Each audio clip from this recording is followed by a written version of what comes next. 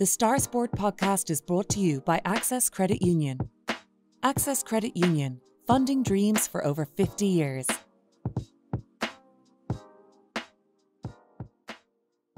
Close your eyes and pull like a dog. And a new Irish record for Phil Healy, 22.99.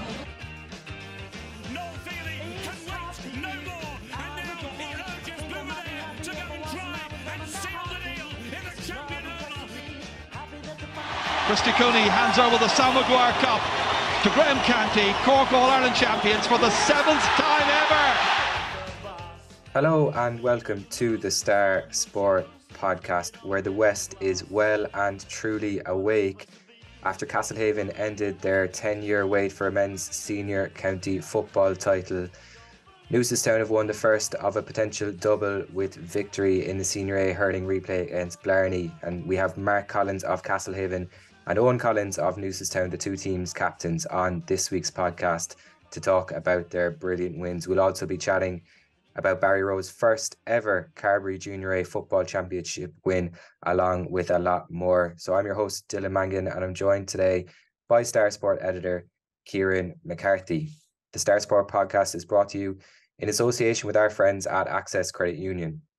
Access Credit Union, where your bank really does matter.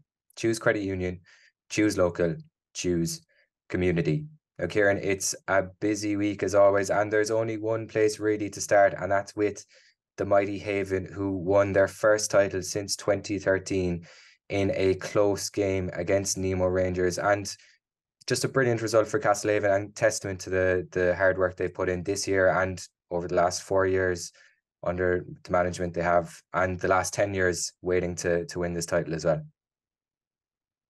Yeah, 100% Dylan. The Haven are back in the number one spot in Cork, and I don't think anyone can begrudge them that after the season that they've had. If you go back to the start of this championship, they started off with a draw against Carbery. I think it was over in Clonakilty, and they didn't set the world on fire. But since then, they got progressively better and better and better, and it culminated last Sunday when they beat the serial winners, the team that knows how to win county finals, Nemo Rangers, and it was Castlehaven that beat them in the county final. Okay, it wasn't a classic final. It wasn't a memorable game of football, but that won't bother the Haven one bit.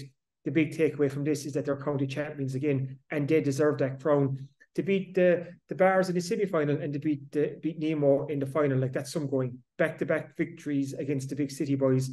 When you take in that they beat a good Ballincollig team and a very good Clonakilty team as well, you can see that the Haven really did deserve this. And I was talking to James McCarthy, the manager, on Monday, and he was saying this is the culmination of a 4-year journey. He was putting it. He's been in charge of the Haven again for the last 4 years. And think back to 2020, they got to the county final, and then COVID struck, and that put everything on the back foot. And when they eventually played the final, they lost to Nemo. Then there were back-to-back semi-final defeats to the Bars, and you knew Haven were close. You knew Haven were part of the big three with the Bars and Nemo.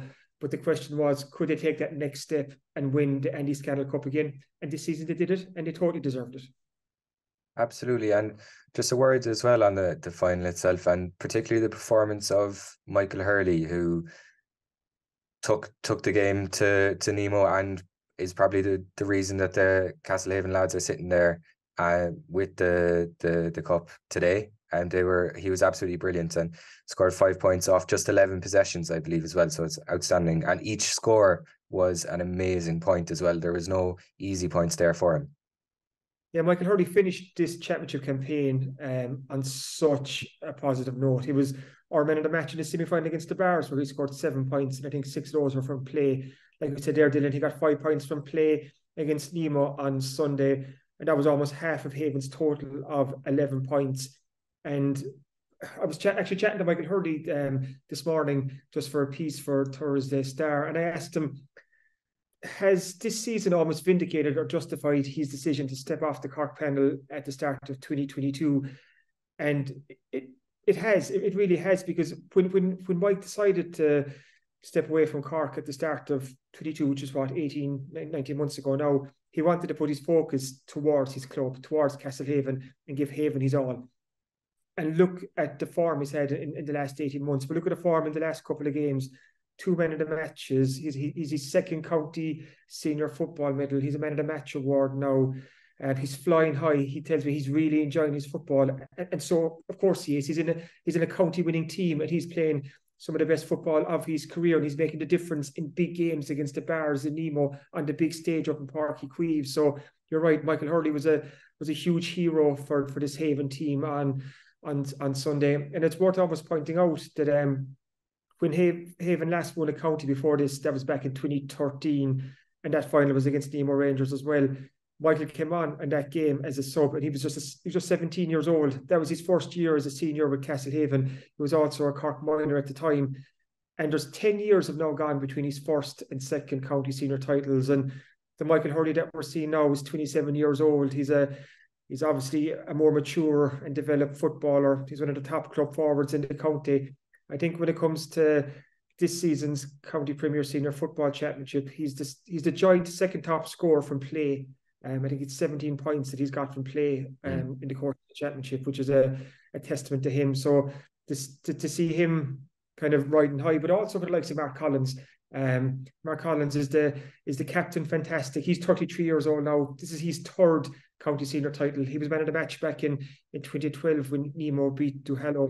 And we have a great picture of Mark in the back page of this Thursday Southern Star when Mark was a mascot for Castlehaven back in 1994 when Haven played Skib in a Derby county final.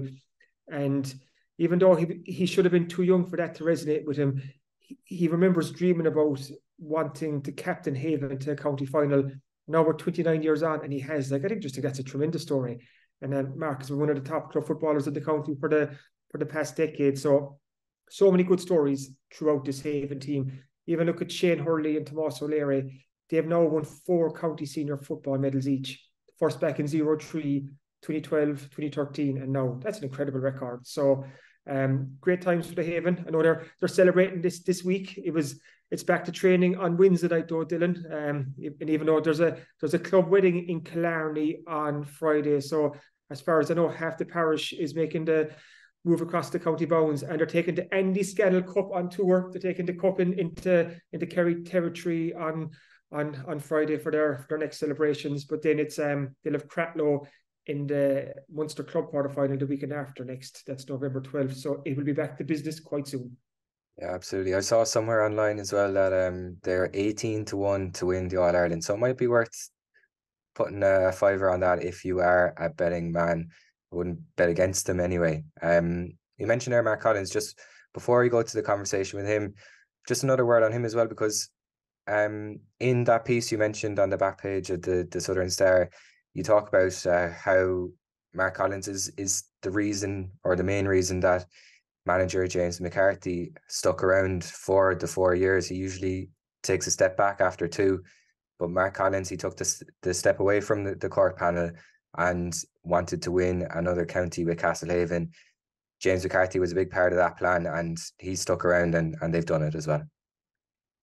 James and Mark have a great relationship. When you go back to the very start, when Mark played his first game for Castlehaven, he was only just turned 16, and it was a Carbery under 21 A game against Dohenys. I can't think of the year, but James Mack was the manager of that Haven team, that Haven under 21 team. And now fast forward to now, and James McCarthy is the manager of the senior Castlehaven team that wins a county, that is captained by Mark Collins. So there's a lovely, I'm not saying a bookending to their careers there, because obviously they hope there's more to come, but it's just that connection between the two. And you're dead right, Dylan.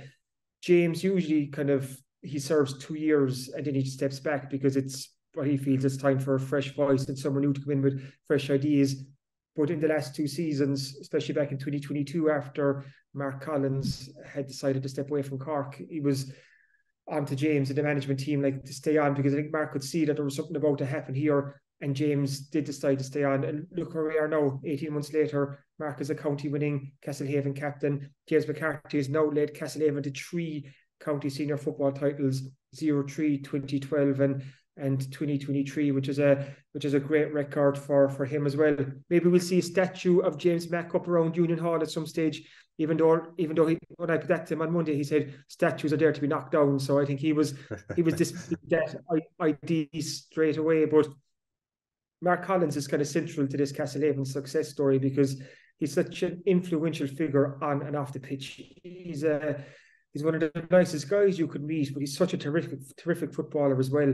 And even when I was talking to Michael Hurley earlier, he said that as much as winning it for themselves, they won it for Mark as well, because for Mark to be captain, they all kind of felt it's just fitting of the man to captain a team that wins a county senior title. And as you'll hear from Mark now, he's obviously in good form after the weekend that he's had. Yeah, just before we go to Maxwell, I just want to give the last word to Hawley O'Sullivan. He writes in his Inside Track column this week, in summary, Castlehaven outworked Nemo, didn't concede goals, had less turnovers and had more energy off the bench. Michael Hurley did wreck and Brian got the clutch kick. So that sums it up. Let's hear from Mark now. I'm going to take you back, Mark, to 1994 when you were mascot for Castlehaven ahead of that huge county final against O'Donovan Rossa all those years ago. And I know you love when I dig out that photo of yourself and Colin O'Driscoll in your club gear back then. But I was reading your reaction after the county final against Nemo on Sunday, and you said as a kid you dreamt of captaining a Castlehaven team to county glory, and now you're the mascot who's lived that dream. How do you put it into words a couple of days on, how you feel and how you sum it all up? To be honest, Kieran, it's a very special feeling. Yeah, as you said, mascot back in '94, and I remember being out the back garden trying to pretend I was Larry Tompkins and Niall Callahan, playing with my brother in the back garden, and then going in and we'd be pretending to be lifting trophies. And it didn't matter what sport it was, whether Wimbledon was on or anything. You just tried to copy whatever was on. But that was always a dream to lift the Andy Scannell as Castlehaven captain, and for it to come true was really special. Like, you've now won 3 county senior medals, 2012, you were man of the match against Tuhello, 2013, and now 2023. Probably an unfair question, but can you rank the 3 of them, or where does this one rank in terms of your 3 county medals? I like, obviously this one is the one that's fresh in the mind, but I think we said it after the game Sunday, this group has been knocking on the door, especially for the last 4 years. A lot of really close calls, and I suppose that little bit of hurt and that little bit of disappointment that we've had made this very sweet on Sunday. And like, there was a lot of younger lads involved as well, and it was nice to see them get their first county medal. What do you think made the difference this year, Mark? What got you over the line? Yeah, it's a tough question, Kieran. I said, like, we were small, a bit deflated after the defeat to the Bars last year in the semi-final. I think there was only 4 points in it, but we felt after we were well beaten, and that we were maybe fallen a small bit back. But as the championship started this year, I think through the round, like, we'd probably 5 knockout games when you look at it. Like, we drew with Ross the first night, so after that they were must-win games, especially Clon and Bandon. I think going into that week, the lead up to that week, there was a lot of talk about this was a must-win match for the group, that we were able to championship if we were beaten. And I think we just got a small bit of momentum, a small bit of belief. Like, we beat two very good teams in Clon and Ballincollig, and then had one right chance of a cut off the Bars in the semi-final.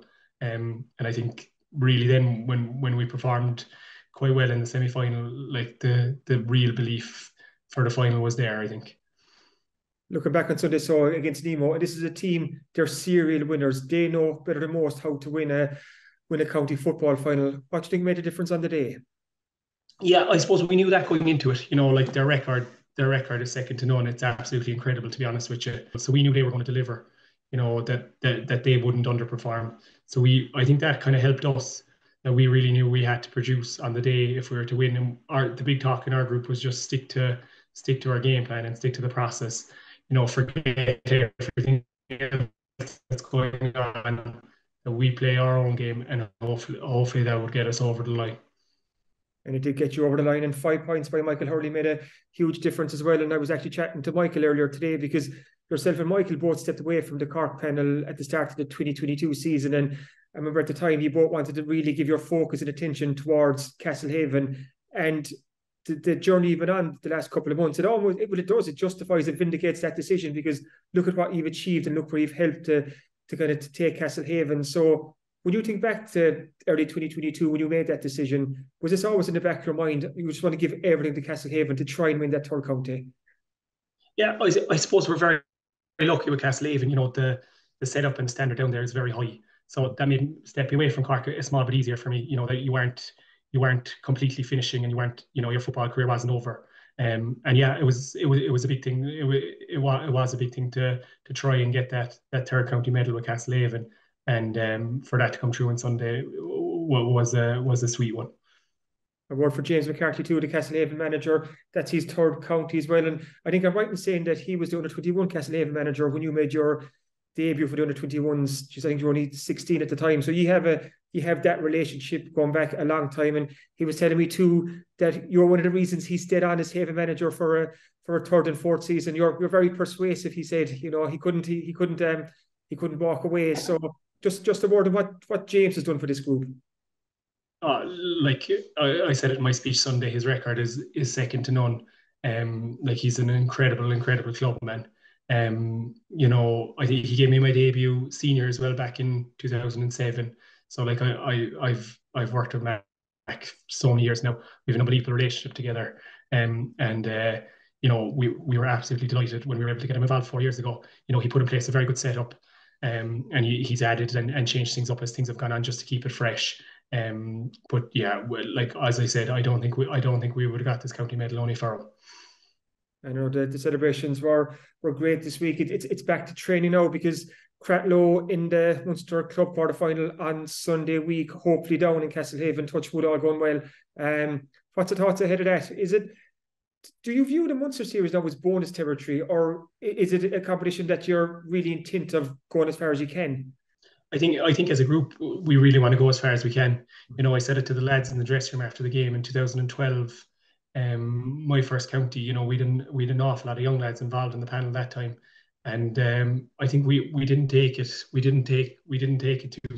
Not that we didn't take it too seriously, but we underappreciated it and undervalued it. And we left ourselves down badly in Páirc Uí Chaoímh against Dr. Crokes.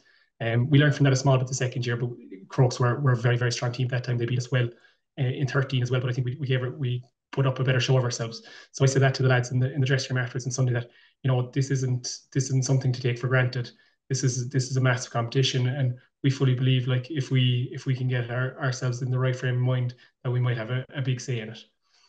And finally, Mark, I just have to ask you as well, like you're one of the elder statesmen of this Castlehaven team. Like, you're so experienced, like yourself, Brian, Damien Cahalan, been there, done that.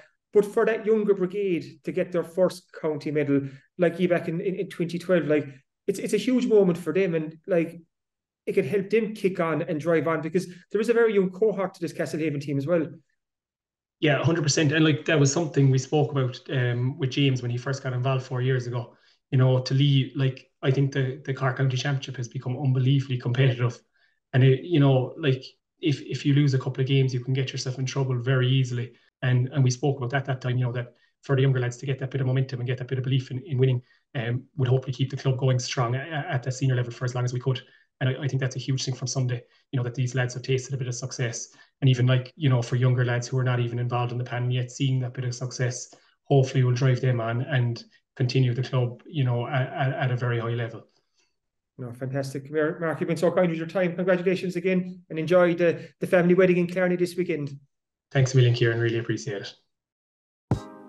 The Star Sport podcast is brought to you by Access Credit Union. Access Credit Union, funding dreams for over 50 years.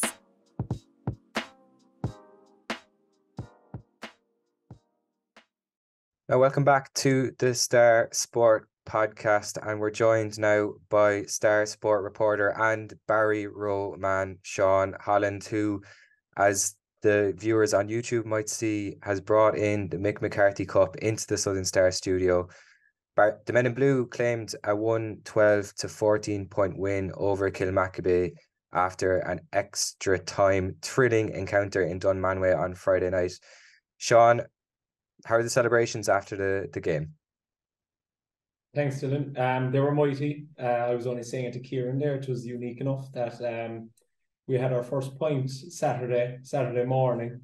The game didn't finish up till all hours, obviously, with extra time, and there was celebrations afterwards on the pitch and in the dressing room, and we obviously had then the stream of cars going through the different villages and the bonfires. So we went late into Saturday morning, and that continued on to later again Saturday morning when we got up out of the bed, and all through the weekend. But it was fantastic. Now, talk to us a little bit about the game itself, because like it's fair to say going in, Kilmacabea would have been a lot of people's favourites. They're going for their fourth title since 2017. But you have a very a young team that really banded together, and to get the win in extra time as well must have been extra special, I guess. Yeah, I know it was fantastic. Obviously, after doing the show with you the last day, I was saying that we were going to be up against it. We were under no illusions of that. You know, Kilmacabea have been thereabouts every year. And if they were knocked out of the championship, it was by a point or by a late goal or something like that. So we knew we'd be up to the pin of our collar right to the end. But it's a testament to the character of the side we have. You know, all knockout games to win after extra time. You know, another team could falter or go by the wayside, but we seem to come into our own in the last 20 minutes there, and the lads needed to dig deep, you know, and we did that. It was great to get over the line and get the first one. And you're writing in this week's Southern Star as well, just about the your manager Páirc Uí speech at half time and how it pushed you towards that glory as well. Tell us a little bit about that. Yeah, so Jur's after coming into the team as a selector this year now, and he's probably more known around the parish as a goalkeeper. He was a goalkeeper in 2007 when the team won the county final against Charleville. But he also played football, and he was there in 2003. And we came in at the half, and really we were all right. We were playing towards the dressing room goal, so myself and the two O'Donovans landed in first, and we were fairly chilled out, you know, we were fairly relaxed. We were like, geez, you know, we're not doing too bad here, only a point down. If you said point down the West Cork final, we'd take that at the start of the year. But as fellas started to roam in, then the temperature started to increase every so much. You know, so then every fella got in, the management team got in, and it was a bit of the Sir Alex Ferguson hairdryer treatment. You know, fellas were told they weren't performing, and, you know, to take the finger out pretty much, you know, but then it got to Páirc Uí, where we kind of got up on our feet and kind of got into a circle, and Jor had actually spoken to us in the semi-final against Ball as well, and really helped spur us on the second half. So he brought something out of his pocket. It was a plastic box, and it had a medal inside it. And like, I was looking, I was like, geez, what's going on here? And he spoke very well, to be fair to him. And he was like, I was in your position 20 years ago and we fell short, and this is the prize I got of it. And it was the medal he had in his hands, and without cursing, he was like, this is worth F all, you know, and threw the medal down on the ground. It was literally, it almost like sparked a fire within us, you know, and it kind of really drove us on. Then we got a couple of points and a goal straight after the break, and it really proved to help us. But something like that there is very unique. But as I wrote in the Star, I was saying, you know, you wouldn't even think of it. You're there playing. You're going to the second half. All you're thinking about is trying to beat your man, you know, give a fella a ball. But when things had to slow down afterwards, I was like, they don't give up second place medals in Carbery. And it wasn't until I spoke to Ger later in the pub, I was there like, it's like, Ger, they don't give out second place medals in Carbery, do they? And he was like, no, that was only some junior D medal. You know, he sourced it for the week, something to get us going, but it ended up working in the end. Fair play to him. It was fairly unique, so I'll give him that. The actual prize is sitting there in front of you, the Mick McCarthy Cup. And Kieran, we've heard from Seán about kind of the feelings inside Barryroe, but just looking on from it as an outsider, how big of an achievement is this for a club like Barryroe? Huge. I suppose you can't really put into words. Even though Seán has tried to put into words since we got back in the office on Tuesday, like he's been walking on with this cup. I said we couldn't wrestle this cup out of his hands until this podcast. You know, he was having his breakfast, the dinner and supper with the cup. But that's huge for Barryroe. And I think it's great for the Carbery Junior A football championship as well to have a new winner, because Barryroe are first time winners, and it's great for all the clubs out there. Because look at the last couple of years, it's been the Kilmacabea, St. James's, Tyne Cork. These clubs have been fighting it out but now we've Barryroe, the new boys on the block. You might say, like, they've had a terrific season in football and in hurling. So for Barryroe footballers to get their hands on the Mick McCarthy Cup and to win the Junior A in Carbery for the first time, that's huge. I think it's a brilliant story, and it's one of the great stories in the Carbery division this year. And I'm just looking at this cup here beside me, and just a bit of history for our listeners and viewers this week. This cup is named after Small Mick. He's the very famous O'Donovan Rossa footballer who sadly passed away when he was just 32. That was back in the late 90s, and this cup is been used in Carbery since 1998, and there's been 10 clubs who have won it since then. So Barryroe are the 11th club to win the Mick McCarthy Cup. The Mick McCarthy Cup, and it's the pinnacle of football here in Carbery. It really is. To win this cup means so much for everyone. But Seán, the adventure is not over yet. It's onwards and upwards. You have a small matter of a county quarter final. On Sunday. Yeah. So it's back to business. We were back training there now on Tuesday. Sweating it out. Sweating it out is right. Jeez, the sweating was nearly done Monday as well. But no, back to business. It's a kind of case now. We're kind of bonus territory, but we're also kind of looking forward to it. You know, it's their first venture into the county. You know, playing new teams, finding about new players. You know, playing in new venues. So all of this, you know, it's new to us, but it's kind of like, you know, take it in our stride and see how far we can go. And who's going to look after the cup for the next couple of weeks? Jesus, I don't know. It's not going to be me anyway. It's in case I lose, I'll give someone else responsibility. We'll have to give it back eventually, I'd say. We'll move on anyway. Obviously, best of luck this weekend to Barryroe, but we also have Eoghan Collins from Newcestown on the podcast this week. And Seán, you were chatting to him about their brilliant victory in the Senior A hurling final replay against Blarney. And in last week's Southern Star, we spoke to Charlie Wilson ahead of the game, the Newcestown boss, and he said, we'll be going in full of confidence, and why wouldn't we? And I think that kind of sums up the spirit in this Newcestown team, because going into the first game, a lot of people said Blarney would have been favourites, and Newcestown put in a brilliant performance to get the replay. Going into the second game, a lot of people were saying Blarney will have Newcestown's number now. They've played them once, so they'll be able to beat them. But Newcestown came out and they scored a goal in 9 minutes, another on 10, and a third on 22 minutes. And that kind of, to come out with that kind of firepower in the first half must have been brilliant. But Eoghan Collins was in good form when you were talking to him, although his voice might have been a little bit tired from the celebrations. Yeah, no, myself and Eoghan, we were talking before. It's just like the host voice wasn't great either, you know, so it was unique enough that way. But he made mine sound a small bit better. But he was in great spirits after it, sure, why wouldn't you be? But you know, they have another one coming up in 2 weeks' time against Dohenys too. So they're another team that are switched back on. You know, the hurleys are put away and it's all about the football now. But he spoke all right about how they were actually disappointed how their first day out, how they felt coming off the pitch that they hadn't performed. So they were delighted to get a second opportunity. But a big emphasis was put in training about getting goals. And as you said there, they got them early and goals win county finals, and the proof was there on Saturday. Yeah, I was just as well, Kieran, like they went ahead on the 9th minute. They took the lead and they didn't relinquish it after that, even though both teams were trading points. I think it goes to show the kind of the brilliance of the Newcestown team. And after they won, you put out a tweet on X, or a post on X, saying the pride of Carbery hurling. Yeah, Tom Knights is a very good piece actually in Thursday Star, where he's reflecting on what Newcestown's county win will mean for the hurling fraternity here in Carbery, because this is only the second ever county senior title to be won by a Carbery team, and the first was actually the Carbery division back in when they won the senior hurling back in the 90s. So this is a huge boost for hurling here in Carbery. Seán is part of a Barryroe team that got to the Premier Junior semi-finals this year. We've Kilbritton, who've been kind of thereabouts to that grade for the last couple of years. We've Argideen Rangers as well at county level, and we've Bandon, but they haven't been going too well in recent years. So what Newcestown are doing, it's incredible.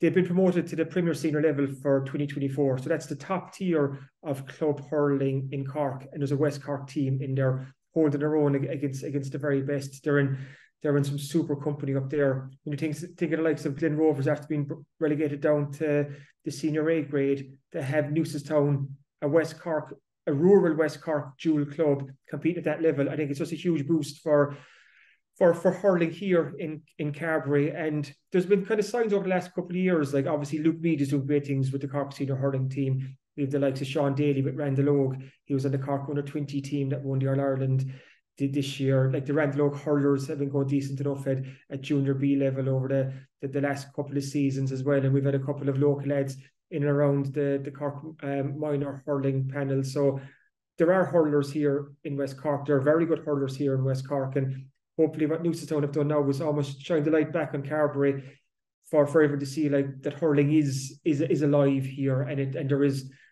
there are some really good teams and some really good players. So just a great success story. And I think what it proves too, when people think about Newcestown GA, we're all guilty of going on about Jesus, great spirit in that club. Look at the doggedness, look at the determination, like that will to win that Newcestown have.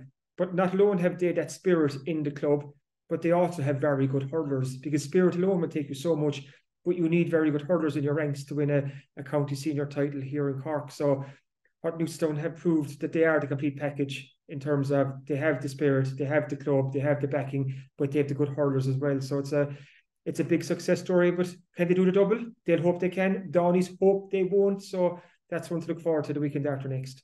Yeah, we'll be talking about that on the Star Sport podcast, I'm sure. But let's take a very quick break now before we hear from captain of the Newcestown Hurlers, Eoghan Collins. Now, I'm delighted to be joined by Eoghan Collins, captain of the victorious Newcestown Senior Hurlers. Eoghan, how are you? Not too bad, know yourself? All good, all good. I suppose we have to start with Saturday. And how are the celebrations after winning the Senior A title against Blarney? Yeah, Newcestown was fairly active now on Saturday and Sunday. It was the first final we've had since 2015, so it was fairly busy now, all right. Yeah, can't complain. And the game itself, obviously a replay, but it was as exciting as the first one. Just talk us through a small bit about it. Talk us through the nerves going into it, leading up to Páirc Uí Chaoímh. Just give us your insight behind things on Saturday. I suppose we were definitely a lot more nervous the first day, because for most of us, I'd say for half the starting team anyway, it was our first ever adult final, I'd say. So we were definitely nervous, but playing in Páirc Uí Chaoímh didn't really affect us, because we played there during the quarterfinal and the semi-final, so that was fine. But I suppose going to a game against Blarney there, and they have the big names like Mark Coleman, Paddy Power and Shane Barrett, you would be worried, all right. But I suppose thankfully it worked out in the end anyway, you know. It did, of course. You have the medals anyway. But take it back a small bit. So on the first game, we'll just talk about the first game a small bit. And you mentioned nerves there. Were you happy enough to get the draw at the end, or do you felt you could have won it the first day out? I suppose we had chances to win it, but they did too. I don't think we hit what we should have hit that day at all. You know, I suppose as you saw the second day, we needed to get goals to win the game. So, and we didn't score a goal that day. And in a county final, you kind of need goals really to win, you know. And the goal they got there kind of set them up nicely. I think we were up 5-1 or something, and all of a sudden it was 5-1-4 or 1-1 or whatever it was, you know. So I think that was the main difference between the 2 days, was we went for goals the second, you know. And the first day obviously came down to the sideline at the end. Were you aware, and were the lads aware on the pitch of obviously Mark having to score the last sideline, or was it kind of like heart and mouth moment when you saw the ball hit the back of the net? Yeah, we knew it was the last puck of the game, but you know, we were like, I suppose we were still surprised he blew the whistle when he did, like, you know. But the whistle was gone anyway, so delighted that it was a massive relief, all right. Yeah, you know. Of course. And how was it then? How was the reaction in the dressing room going back in, you know, after drawing the first day of the county final? It was actually, I suppose it was actually a bit really, because I don't think we knew ourselves. We hadn't played the way we wanted to play. So we left a lot of chances behind us. So we were kind of like, we trained very hard in for the final, you know, on the Tuesday. I suppose we done a bit of a lighter session in on the Thursday, but I think fellas were we're a lot more mentally prepared going into the second final of what we had to do to win the game, you know. Yeah. And in terms of tactical changes or any kind of decisions that were made the first day, what did you bring into the second day that was different to your first outing?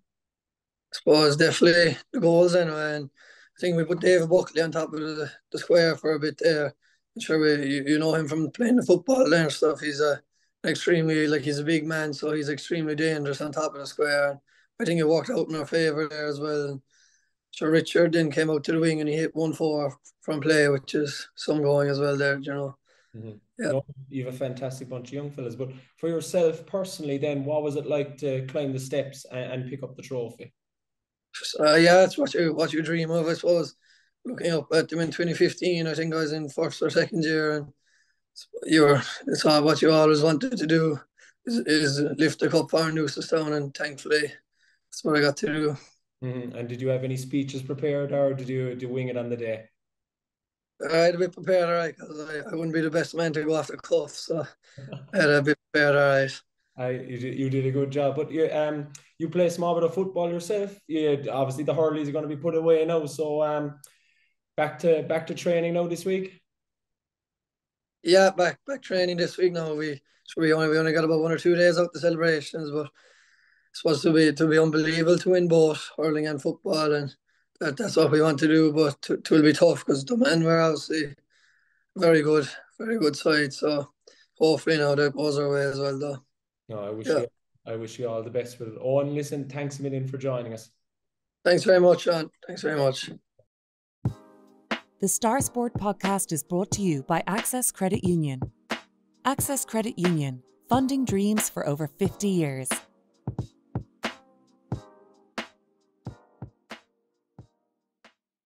Now, welcome back to the Star Sport podcast. And before we take a look at this week's Southern Star, Kieran, just a word on the Premier Intermediate football final at the weekend. Kilnamartyra beat Bantry Blues by 3-11 to 2-13. And for the second year in a row, unfortunately, it was heartbreak for Bantry in the final, just going behind in the last few minutes. Yeah, this is just another tough one for Bantry to come to terms with this week. Like you said, Dylan, that's 2 county final defeats in a row, and they were so close here on Sunday. Like they were minutes away from a county title. But Kilnamartyra super sub Shane O'Dean came off the bench and he kicked the last 3 points, and that was enough to get the Mid-Cork team over the line. But just spare thought for Bantry because they're heroic in that game. The battling performance they put in. A word too for Arthur Coakley. He got man of the match. He kicked 1-6 and 1-3 came from play. And just he was named the official man of the match. Like, how tough was it on Arthur Coakley to go and accept the award, knowing that you'd missed out on the prize that you really wanted? But like I said, it's a tough week for Bantry. And this one will need a bit of time to settle and for them to bounce back. But I think they will know they're not too far away from winning this grade. They lost the Kilnamartyra team, who are favourites, and it is a good Kilnamartyra team. So Bantry know they're very, very close to getting to where they want to be. They probably don't want to hear about it right now. They just want to put their heads in the sand and just kind of get away from it all, I suppose, for a small bit. But when the dust does settle, they'll realise that they're close, and they will be thereabouts again next year. You don't get the 2 county finals in a row by being an average team. They're a really good team, and they have really good players. So and just on that as well, I was watching the game and they were 6 points behind not long into the second half, and it looked like Kilnamartyra were going to pull away. And obviously it's no consolation to Bantry now, but I thought the spirit that they showed to come back and to get into the lead, Rory Dean scored an incredible goal. They started winning every kick out. It seemed like every single kick out was going to a Bantry man, and they took the lead, and it looked like it was going to be a brilliant comeback win for them. So obviously not much consolation speaking this week after the loss, but just on that point, I guess, to add to your point that they are close, and after a bit of reflection next year, they could probably go again and maybe win it next time. It is because, like you said, like the likes of Kevin Casey had a super game the last day. Mark O'Sullivan, like you said, Rory Dean, mentioned Arthur Coakley. Like there's so many good players in this Bantry team, and they're not too far away. Like they proved over the last couple of seasons, they're one of the top 2 teams in this grade. They just need a bit of luck when it comes to the county finals. Okay, when it comes to next season, they're starting off at the start line again with everyone else on an equal footing. But you'd hope that the experience that they built up over the last couple of years and even the hurt, like surely that hurt, you can channel that hurt and pain to a certain extent, like not too much, but use that feeling again to hopefully go again. So I think Bantry Blues may be down now, but they're not out, and they only have to look to the Bantry Blues team that was honoured last Sunday, Páirc Uí Chaoímh, the Bantry team that won the county senior back in 1998. That team, the likes of Damien O'Neill, Graham Canty, like real legends of Bantry football, what they did for the town. And in the last couple of years, this current group has done an awful lot for Bantry Town as well. They've got back to county finals. They put pride back in the football club again. So they're not too far away. So like I said, down, but they're certainly not out. Absolutely. And what can readers of this week's Southern Star look forward to? Obviously, we have a lot of coverage of all the county finals from the weekend. Yeah, it's a GA special, you could call this Thursday Southern Star. So we have 6 pages on Castlehaven. We have 3 on Newcestown. We have 2 on Barryroe. Award 2 for the Goleen footballers who won the Carbery Junior A football championship. They beat St. Oliver Plunkets in the weekend just gone. And also to the IBAN ladies who won the Cork LGFA Junior F championship. So a good weekend for IBAN ladies and Barryroe, both winning county titles. So loads of GA Insider and loads for fans of Barryroe, Haven, Newcestown and Goleen to enjoy over the next couple of days. Also, the Fastnet Rally was on the weekend just gone, and Daniel Cronin was the top local performer. He finished 3rd, which also clinched him 3rd place in the National Rally Championship Series. So we have a 2-page special on the Fastnet Rally. Martin Walsh doing what he does best, some super motorsport reporting in there. We also have plenty of soccer. The soccer season is getting quite busy at the moment, and Ger McCarthy is a good piece about Alta Celtic, who are 20 years on the go now, and they're now fielding 4 teams, 2 in the West Cork League Championship, 1 in the Women's League, and also a Masters team as well. So that's well worth checking out. And we also have Richie Holland's reaction to the Guard of Honour gate. It's probably too wordy for a gate, but it's, you know what I mean. It's on Monday, Richie Abandonman, who's the interim boss of Cork City, they hosted Shamrock Rovers in a Premier Division game.